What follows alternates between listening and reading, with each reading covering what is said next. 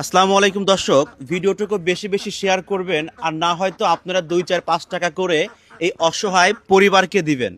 আমি আমার জীবনে অনেক ভিডিও করেছি, কিন্তু ওনার মতো এই রকম নাক দিয়ে উনি খাবার খাচ্ছে, নাক দিয়ে খাবার খাচ্ছে।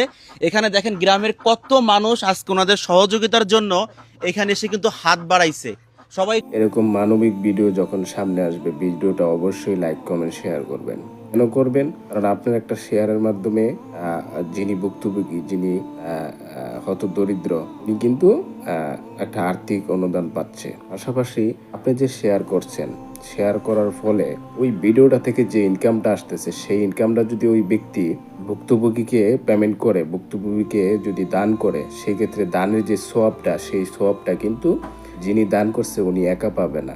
উনি কোন জায়গা থেকে টাকাটা দান করছে সেটা দেখতে হবে।